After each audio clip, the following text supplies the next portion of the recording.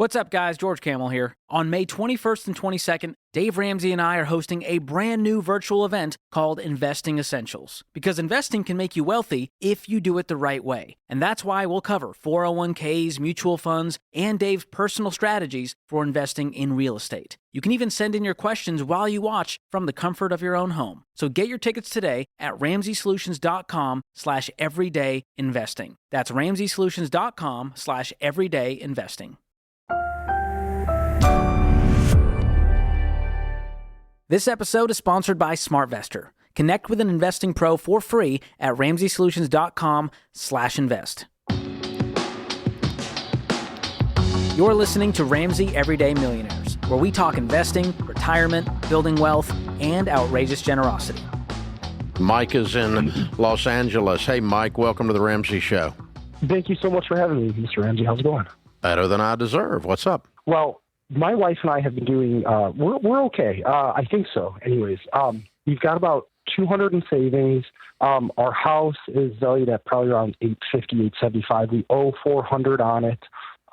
We have a business. We work for ourselves as a contractor, and we recently inherited some money as well as some property, and looking for some direction on where to go with the property.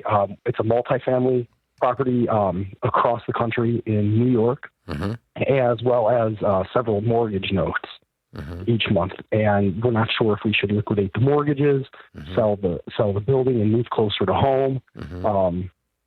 That's kind of where we're at. Yeah. Wow. What do you make of like an option overload?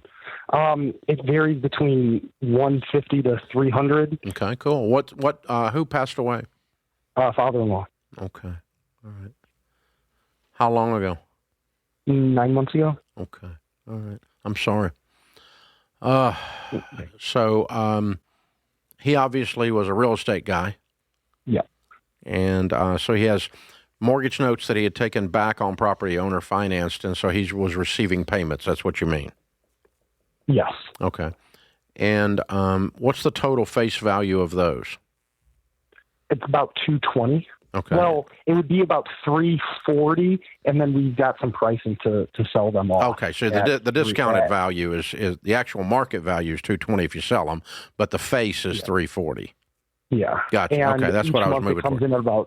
Yeah, and it comes in about $2,500 a month, and it just seems like we'd be able to probably do something a little bit more. Yeah. Plus, we're not living off of that money anyways. It just goes right into savings, or we're not touching it. It's like, gosh, well, in 10 or 15 years when he's fully mature, we'd be able to do a lot more with the lump sum today. Yeah. The apartment complex, what's it worth? 1.4. Okay. What's owed on it? Nothing. Okay. All right. So a good way to help you answer these questions, and I use this with assets, I use it with income, I use it with everything. Anytime something lands in my lap, or might, I ask myself, okay, right now 1.4 plus 220,000 is 1.62. You with me? Yeah. Okay. So if you had $1.6 million cash sitting in the middle of your kitchen table, and you and your wife are sitting there looking at it, would you go buy $340,000 worth of notes for $220 and an apartment complex in New York? The answer to both questions quickly would be no. Correct? Correct. Yeah. That's called a sunk cost analysis.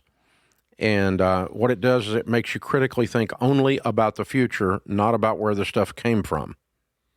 The reason you would not go buy those things there is the same reasons you would sell them now, is because you don't want to manage something from Los Angeles to New York called rental property. That sounds like a disaster. And what you said, I think I can take $220 and do more with it than receiving these payments over the next 15 years. You were correct on both things. Now, the trick is for you and your wife to have a clear discussion about this, is to talk about, we have $1.62 million sitting in the middle of our kitchen table from your father. What an incredible legacy he left. What an incredible job he did. How nice is that? Yeah. How wonderful is that? Now, do we want to go buy an apartment complex with it in New York, and some mortgage notes. Right. You see how that changes your thinking? Yeah, absolutely. It makes you sell both of these instantly. Sure.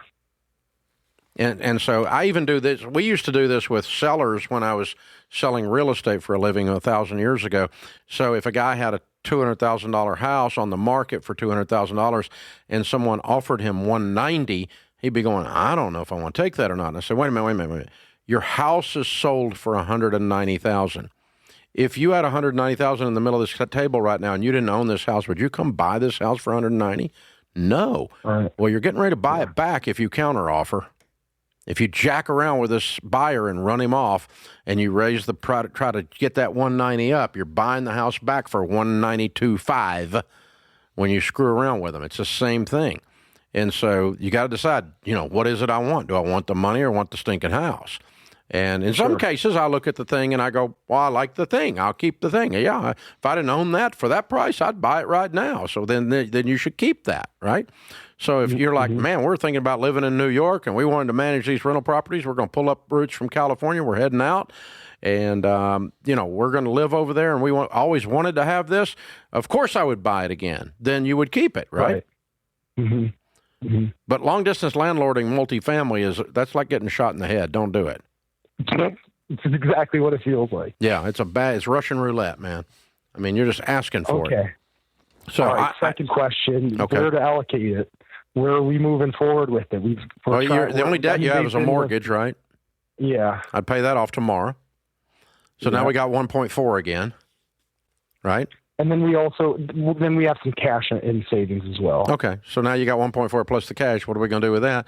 Well, then there's only one thing. The only thing left to do is be unbelievably generous, enjoy your money, and invest your money.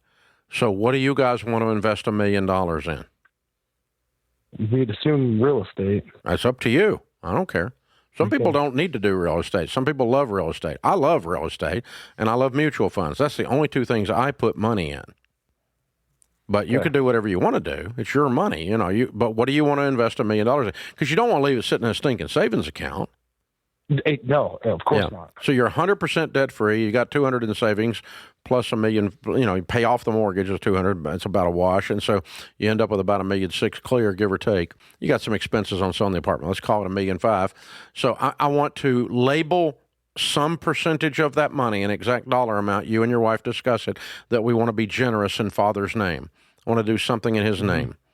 What did he love? He loved wounded veterans. I want to go help one of them. Furnish their home. A Gold Star family lost somebody in the military. We're going to go take care of them for a year. Whatever. Label some money for generosity. Label some money for hungry kids if that's what he was into. I mean, what is it that, that kind of is in his honor? Let's be generous with some of this. Let's invest most of it and let's enjoy a chunk of it. What is it your wife needs? A new car, a trip, a cruise?